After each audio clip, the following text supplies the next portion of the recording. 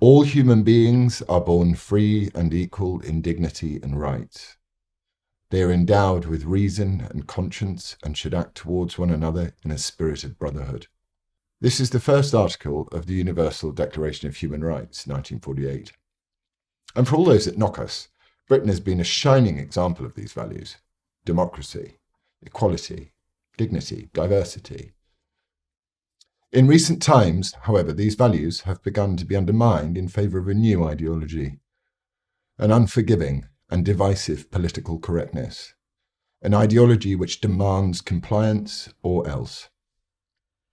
Instead of basing your feelings about someone by focusing on their character, these ideologues instead insist we focus on immutable characteristics, such as skin colour or sexual orientation, as a way of defining, judging, and weighing the value of their fellow human beings' hearts. Hierarchies of victimhood have replaced the spirit of brotherhood. Our proud cultural heritage and the many great contributions that Britain has made to the world are now cast aside in favour of a different view, that far from being a warm and welcoming, tolerant place to live, this United Kingdom of ours is a hotbed of much of the evil perpetrated in the world. Racial divisions are being stoked instead of reduced. Millions of decent people across this land are being told that they're inherently racist and that their racism is incurable, based solely on the colour of their skin. They're told that their white privilege blinds them to the suffering of others. Children are indoctrinated in school. Supermarkets virtue signal their compassion and drive for equality by promoting racially segregated safe spaces.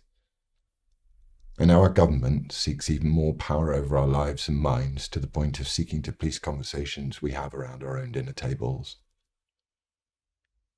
Mobs swarm on social media in search of heretics to burn and destroy, smearing people with baseless allegations and bullying them, very sadly bullying some of them into taking their own lives. These mobs then disperse. Job done. On to the next heretic. All this is done in the name of kindness. The ends justify the means in this building of a better world. These mobs have woken up to the horrors of humanity, you see, and they insist that you wake up too, that you be woke. No. This needs to change. This woke religion is governed by elites. Its doctrines harsh and unforgiving, its religious texts impenetrable and constantly changing. Unconscious bias, social justice, white privilege, diversity, equity, inclusion, heteronormativity, anti-racism, BAME, cisgender, climate justice, decolonization of the curriculum, critical race theory. If you don't subscribe to this ever-changing mantra of victimhood and intersectional grievance, then it's the end for you. You're smeared a racist, a bigot, a fascist, and your livelihood is taken away from you. Your repentance is demanded, but no forgiveness is offered. There is another way. At Reclaim, we will campaign for equality of opportunity for all. We will make sure that you're not discriminated against for your immutable characteristics or holding mainstream political opinions that do not conform with this woke agenda. We will end these inquisitions that have taken hold of our institutions, the arts, the media, and the public sector. Children will be taught how to think, not what to think.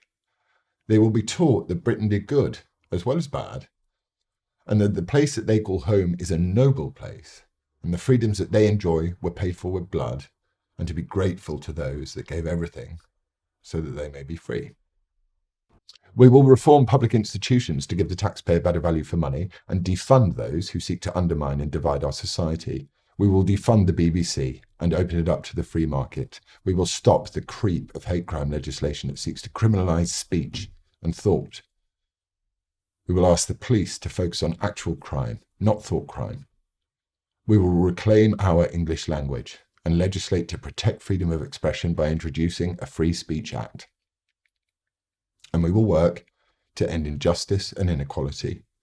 We will work to end division rather than enforce it, and we will promote and uphold the values that make this country great: freedom, equality under the law for all, tolerance, fairness, freedom of debate.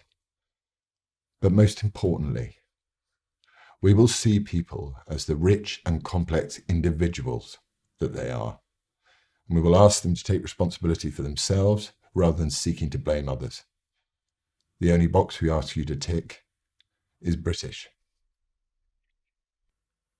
As Ronald Reagan once said, freedom is never more than one generation away from extinction. We didn't pass it on to our children in the bloodstream.